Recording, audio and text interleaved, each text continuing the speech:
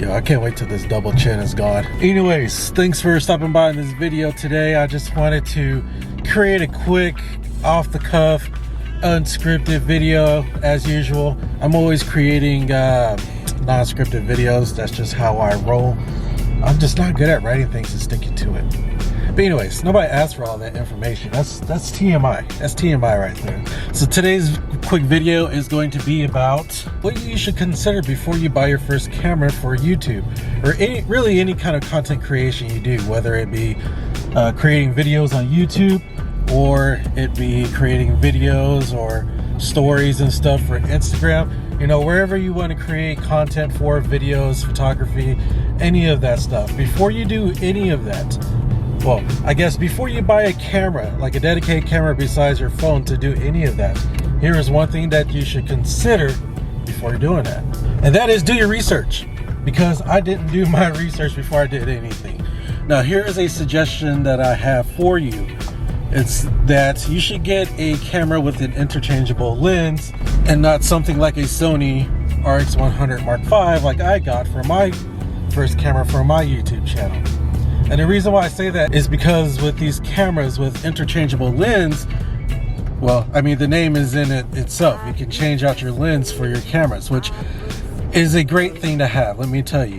Now, as somebody that creates content on tech and vlogging and cars and stuff, having a Sony RX100 is fine to have, but for the price, I would highly suggest getting something like what I'm recording on right now, which is the Canon M50, the EOS M50, however you want to say the name.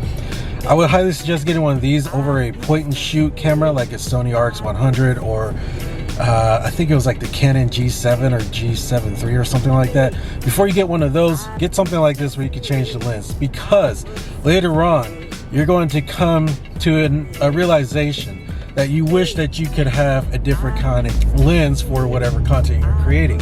In my case, since I do stuff on photography, cars, vlogging, and tech, sometimes I wish I could have a lens that goes wider, or something that is a telephoto where I can get really close up on a subject that I want to take a picture of for Instagram.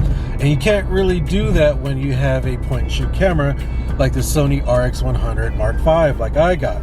The thing is, with those cameras, the lens that it comes with is the lens that you'll have for the rest of that camera's life, versus having something like this where you can get a different lens at some point whenever you have the money to do so, and you'll greatly expand and increase your repertoire, your capabilities of your camera, because you'll be able to do more things. And later on, as you get further in your YouTube career or content creating career, you'll realize that you wish that your camera could do other things, or you know, you kind of come to your own with realizing that there's a specific look or a specific kind of content that you create that you wish that your point and shoot camera could do more of. Whereas like with my Sony RX100 Mark V, I wish I had a wider field of view. Or like I just ordered a, what was it, 55 to 250 millimeter lens for this camera, is so that I can get a better zoom when I'm trying to take photos of a subject far away, which is usually like an animal. Like one day, I think it was like last month, I was at a park and I tried to take a picture of a turtle on a rock, but I couldn't reach it because I didn't have enough optical zoom.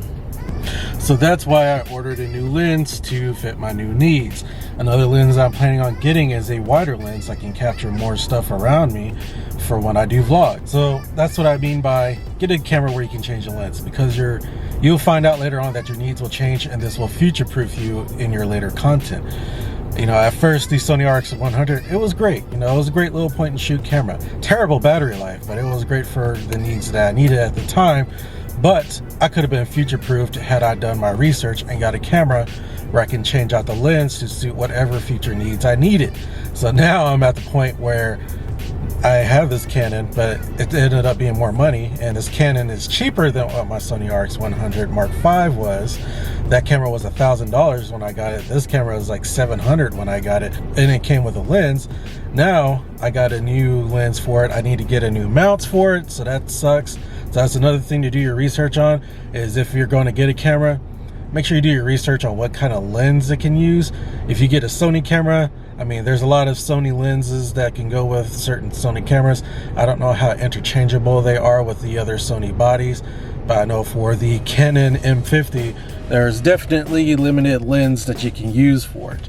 And one that I got, unfortunately, I need an adapter for. So do your research on if your camera will need an adapter for a certain lens that you want, or just see what kind of lens actually fit that camera in the first place, so you don't have to go through what I'm going through right now.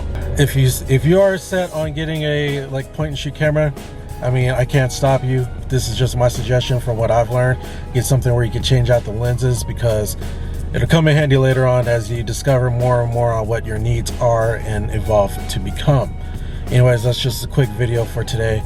Like it down below. If you have any questions, ask me down below. I'll do my best to answer them, and I'll catch you in the next video. I'm at Dairy Queen right now, getting a blizzard. I'm working hard. I deserve this. I deserve this.